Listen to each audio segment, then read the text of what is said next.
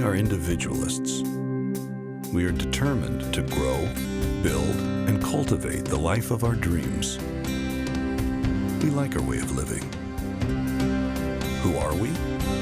Number 1 in subcompact tractors, number 1 in compact excavators, and number 1 in diesel engines. We are Kubota. Freeman's Lawn and Garden. Call us at 272-2198.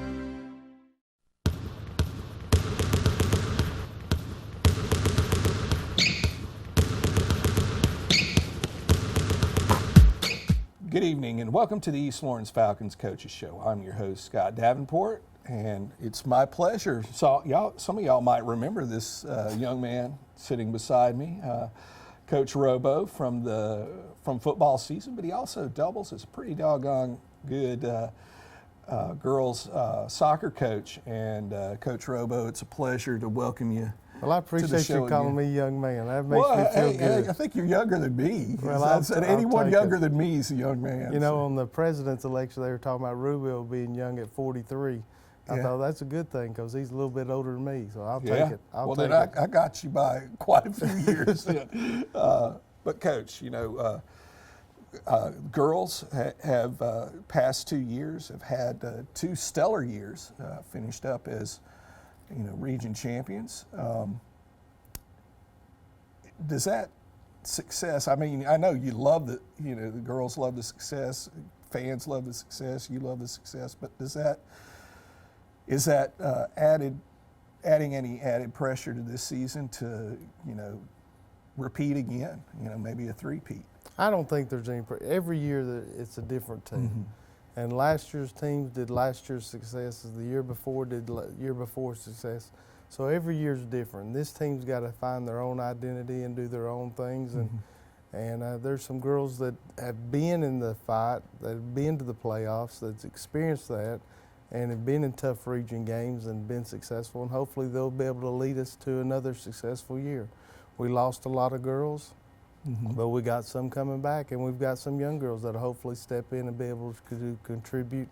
I was telling somebody yesterday, they were asking me how the girls are going to be. We're going to struggle early, but we've got some talented girls that can do some things. As they get used to playing in the varsity games, we're going to be tough to beat near the end of the season, but we're going to struggle early because we got so much youth and inexperience that got to step up, that hopefully they will, and I think they will. I think there's a lot of good girls that'll be able to do some good things, but right now they're learning as they go, and what I like is their conditioning. They conditioned hard, they worked hard. They're working hard, so that's really all you can ask for. I tell them all the time, the 2 things they can control is their attitude and effort. And they've came out with a good attitude, and they've come out with effort, and they're correcting the mistakes they're making in practice, and hopefully we'll be all right. Our first game is tomorrow night. I don't know how that's going to go, but I know that we're going to play hard and give good effort, and as a coach, that's all I can ask for. Now, he mentioned the first game being tomorrow night. I think as of the showing, it'll actually be yesterday when you see this on Tuesday, but we also have an away game Thursday of this week. Now, on Tuesday's games against Fitzgerald. Correct. And then we go to Blakely County on Thursday, and we go down there, and they'll be in our region next year, so we'll get to see what to experience in the new region in a couple of years, or next year, playing Blakely County. And we played their middle school, and they got a good middle school team. So, we've got, for girls soccer, we're going to find out what we're made of right out of the gate. And then the following week, West Lawrence comes over here. So we got 3 tough non-region games. We're going to see where we need to improve, where we need to get better, and we're going to go from there. And, hopefully we can find out, hey, we're not as bad as we thought we were at these spots. Yeah. And maybe we'll find some bright, sometimes when the lights come on, the girls show up and play. Right. And again, they're working hard. They're doing the right things. They're just the inexperienced part. And well, we're going to see what you mentioned, we're going to do. having starting off, with some tough opposition. That also, prepares them for later on in the year, because you're going to have some tough opposition, especially if you happen to make it out of the region schedule to state competition, because once you get there, it's across the board in the state. I think it's one of those sports that every year the quality of competition just improves so much. Well, in AA, there's Region 6, and you're talking about your GACs, your Lovetts, your Wesleyans, all the private schools, and they're head and shoulders above everybody else. But I would put Region 3, our region, with Harlem, Screven, ourselves, and Dublin. We're right there in that next tier because we won 3 out of 4 last year in the first round, and that says a lot about our region competition. So Harlem and Screven and Dublin and us, we've had some pretty good teams the last couple of years, and we battle each other in the regular season, and that's who we're going to have to battle against this year. Now, you mentioned earlier some of the girls that you've got. Losing, some seniors from last year, but who are some of the girls that are that you have coming back that saw significant playing time last year? And I know some of them are kids that you relied on last year, not just a matter of significant playing time, but they were leaders. Well, Region Player of the Year, Hannah Terrio's coming back, and that's big. Anytime you can get the Player of the Year to come back the next year, that's big. And then the year before that was Julia Watson, who was Player of the Year in our region. So you get the last 2 years Player of the Years on offense. I was telling Coach Cian earlier, I'm not worried about scoring goals. I'm worried about stopping people from scoring goals, because we've got 2 girls that can play up top that you're going to be hard pressed to find a better 2. And I feel like last year was the first time they played with each other. This year, in practice, they're doing a lot better working with each other, getting the ball in spots, knowing where each other likes the ball. And I'm expecting big things out of those 2. And they work hard in practice. They're good kids. Great in the classroom. Great in the classroom. Do a lot of great things. And good representative of East Lawrence High School. And I'm expecting big things, and then you put a piece like Kaylee Marion up top with them, who's another good kid who's been in the program for 4 years, that works hard. And then another girl that might get some playing time, Janai Sumpre, and I probably messed up her last name. Pierre. Yeah. But she's worked hard. She's just. I had to work on that one. Well, I struggled. It took me a while to get Terrio, and I finally got it. So. But she does she hustles, she competes, and when we scrimmage the guys, she does a good job. She's learning.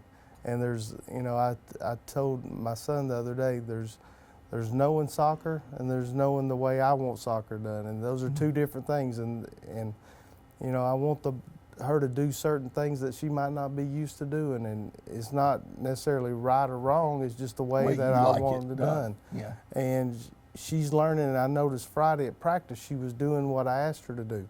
And that's all I can ask. And she's a freshman, she's coming along. But those girls are going to be the ones up top. And then Kendra Delgado, who started last year as a freshman, is going to be relied on heavily in the middle of the field, controlling the middle of the field.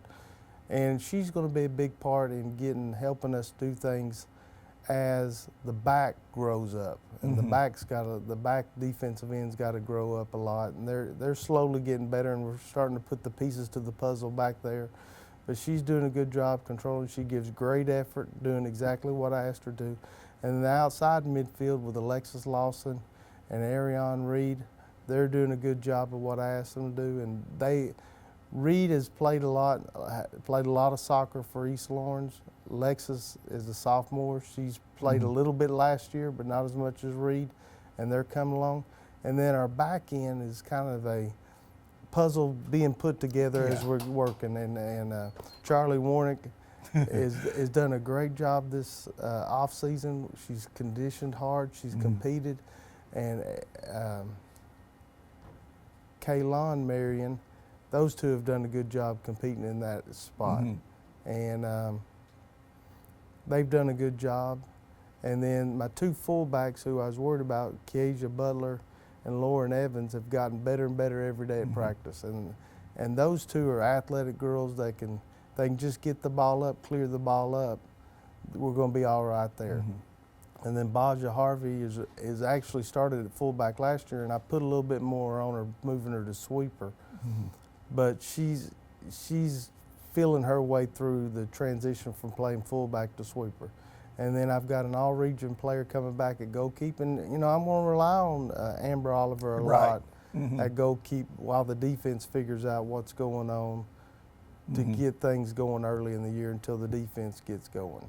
All right. Well, Coach, you mentioned the athleticism of, now it escapes me, the young lady that you mentioned, but I think that's one of the things that, you mentioned how hard they were working on conditioning. That's one of the things I can really look at just as a fan and watching the athleticism of the young ladies that are competing now for East Lawrence has improved dramatically. You've got some young ladies out there that can fly, that are very good not only with the ball, but also when they don't have the ball, that they're able to to mark people and keep up with them. Right. Our foot skill might not be as good as some teams we play, but our conditioning, we're a second half team, and I tell the girls all the time when we're running, we do this so we can beat Vidalia in overtime in the second round of the playoffs when it's 85 degrees and it's hot. That's why we run. And we might run a little bit more than other teams, but that's why we run, so we can at least be in better shape. So when the other teams get tired, we can still be going as strong as possible. All right. Well, Coach, I look forward to following the team this year, watching games. It's exciting. Bring a jacket the first Yeah, bring a jacket. The first, it's kind of like doing baseball. You better have a jacket in the first, and then you're looking for stuff to take off late in the season. Because they're calling for snow on Tuesday, and we're going to be out there playing in it. So and I tell Coach Sin if he doesn't mind me warming up next to him, getting real close to him. All right, well, folks, we're up against a break. We'd like to ask that you get a chance to watch these young ladies play. If you're new to soccer, come out and watch it. It doesn't take long to get enough of an appreciation to enjoy the sport, and you'll understand why they call it the beautiful sport. Harold's Insurance Agency has joined the team at Curtis Edwards, and now we're in one convenient location at 803 Hillcrest Parkway in Dublin. Curtis Edwards Insurance Agency welcomes you to call or come by and get a quote today, or log on to curtisedwardsinsurance.com. And we're back with the East Lawrence Falcons Coaches Show. Obviously, we swapped out coaches. We have East Lawrence High School boys soccer coach with us now, and it's my pleasure. A lot of y'all know Jonathan because he went to school here, graduated from here. He's back as band director, has been back for a while, and he's been coaching soccer here for a while too. And it's my pleasure here to have you here in our palatial digs here at the Coaches Show. And, well, I appreciate it. And I'm old enough to remember when you were in school, even though I didn't teach you. Just some of the things that we talked about with Coach Robo concerning the girls squad. How are things shaping up now that y'all have gotten in, got your conditioning? I know last week's game, really got rained out, but didn't come to fruition. But we got two starting off this week, and y'all, just like the girls, I mean, y'all are competing against. It's starting off big time. Indeed, I tell you what, Coach Robo, he makes a schedule out, and every year I go and talk to him about, well, who we got on the schedule and who we're playing. He always goes, well, we're playing this team because they've got a solid girls program, and the bad thing about that is usually if they got a solid girls program, they've got a phenomenal boys program. And we played Statesboro last year, and really got our new guys got their eyes open to exactly what boys high school soccer is all about. Mm-hmm. But this year that game got canceled due to all the weather and whatnot. This week we go back to Fitzgerald. That game was a little bit closer game for us last year. It's going to be a tough one again this year. And then we go to Bleckley, and we're looking forward to that one just to see, that's our first, AA we're going to see them next year kind of where are we going to be game. So that'll be a good game for us to measure ourselves out. And well, you mentioned, they're going to be in our region next year. It's one of those things where, a few years ago, we would have faced them, Right. 2 times a year. So we might as well, get an idea of what we're facing. We know most of the people around this area. Anyway, most of the teams. I say people, but we know most of the teams around the area, and which ones have been traditionally strong. Now, with the boys program, you talked about, your guys having their eyes open last year. I think that's one of the things that, mentioned with Coach Robo, that, soccer is one of those sports that, everyone, I can remember back when I was in high school and, having, a professional soccer league in the United States that failed, and then, everyone talking about how fast it's growing, This is now, we're at the age now where people are really starting to see, all these people that told us this is a very fast-growing sport, they're finally beginning to see it, really explode. Because, it's always been, in North Georgia, one of those, a lot of people would call it, a country club sport, kind of like golf. Yeah. But it's one of those things where you're starting to see the public schools really begin to improve their level of play, the skill, and just overall athleticism, because you're having better athletes now play the sport. Yeah, you've got in a public setting, a public school setting, you've got some of the top athletes in football and some of the top athletes in basketball that can come into soccer and use their speed and agility or their strength or their ability to handle the ball in tight spaces. And it's starting to show out on the pitch, where you've got even small schools now, if they've got someone fast, you've got to watch out for them, because if they get a little bit of what I call soccer knowledge on them, they can become a potent weapon on the team. Right, it's far more than just back in the day where, you had this kid that's played soccer for 7 years, and they're skilled because they've just been inundated with it. And now you're getting some athlete, even the kids that play, football at the rec level, they're playing soccer, they're playing football. Exactly. And the skills that they learn on the soccer pitch help them footwork, on the football field. Well, and the strength too. A lot of people don't realize that once you get up to a high school level of soccer, especially the boys' game, there's a physicality to it that not many people recognize. I mean, they're not wearing pads, but anybody that's watched a soccer game knows there's some pushing and shoving and some hitting and some taking people out that you've got to be conditioned for, and you got to be ready for. These guys have got to be tough. The whole joke is soccer was common as football. Well, sometimes you get into a slobber knocker with some teams, and you got to be ready for it. Right. Now, who are some of the guys that you're looking for this year that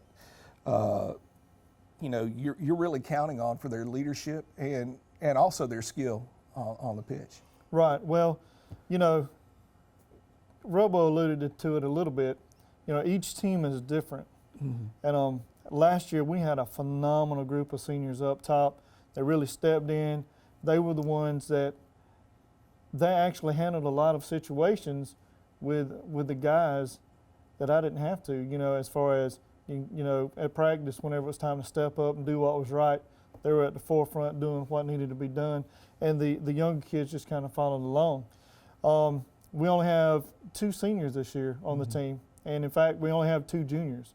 So out of a team of 24, only 4 of them are upperclassmen. Right. And so what we're looking at right now is we have an incredible group of 10th graders this year. My son, John Eric, or his son, Bryce, they're going to be 2 that really have to maintain the center of the field, which is important to do. You're talking about 2 guys that are not wafer thin young men. They're No. solid kids, not. And when I say solid, I mean built and can move. Right, You know, and they're not they're surprisingly fast for their size. their size. Yeah. You see them and you go, these kids can't be that quick, but you put a soccer ball in front of them, and they're a lot faster than you realize, especially with a ball at their feet. They go around people, and it's fun to watch, but at the same time, you know, we're getting along with those because, you know, they play more than most. They just got through with indoor soccer. But some of the talent that we have that is just around here, like what you said, that are coming off of football teams and coming off of other sports, are really going to help us out. I know Pageant, Austin Pageant. Yeah. Austin last year was his first year, and he's our junior, and you know, he's an athletic kid, and you played running back, so he's used to getting hit. Well, when he gets on a soccer field, he's not scared to run through a ball. You know, and that translates into a lot of balls that would be going the opposite direction towards the goal. He's clearing them out, knocking them up top for our forwards and wings to put them in the back of the net. Another one, Brett Smith. He's not one that plays, you know, other sports, and if you looked at him, you wouldn't think anything about him. But when he gets up top, he does some really neat things with the ball. That especially this year, he was on defense last year, but he started to shine this year as an offensive player. And then of course we're, you know, like Robo said, we're trying to put pieces together in the backfield. You know, I lost all my offense last year with losing Luke Bryant, who, you know, him and his brother were phenomenal players for East Lawrence, and we lost Cole Porter. Cole was just a great guy to have on the field. Solid individual. He was solid. He could play either way. Isaiah Smith. Isaiah was faster than a hiccup. Sometimes he was so fast he'd forget to take the ball with him. Yeah. But you know, losing that speed and that quickness, you know, throughout the off season, I'm like, where do I come up with that? You know, how am I going to replace that? And the great thing is that some of the other players have stepped up. You know, we had some guys on our team last year that sat on the bench for a good amount of the time, like DeQuavius Nelson and Jonathan Haygood, and they're now coming into their own. You know, they've had that time under their belt, watching and seeing what we want, and now they're stepping forward. And you know, Jonathan Haygood with having a left foot, sticking him on the left side, that's just a natural thing that most teams don't get to have because there aren't that many. Exactly. So that's helped out a lot. But yeah, this junior and sophomore class rather, they're really going to be the heartbeat of this team, I think. Ninth graders, they're coming along. You know, I wish we'd got to play Statesboro, because it's always good to play a fast team like Statesboro, because the difference between middle school and high school soccer is like what you hear most of the college players that go to the NFL, they go, we did not know it was that fast. Right, because you have defenders that are every bit as fast as you are. And that's the thing, you know, if you were playing at a middle school level and you were going around everybody because you had great foot skills, well, surprise, you're at high school, that fullback that you went around in middle school, they've now got foot skills and they'll knock you off the ball. Yeah. So, you know, they're coming along, but I'm waiting for them to get that shock, and then once they get that shock, they'll be ready to dig in and get to work. All right. Well, you know, kind of like what we were talking about with Coach Robo, there's plenty of chances, for y'all to come out and watch some good soccer, high school soccer being played in this area. Get a chance, find a schedule, come out and see these young men and women play and support their high school, and you support them. And as always, go Falcons.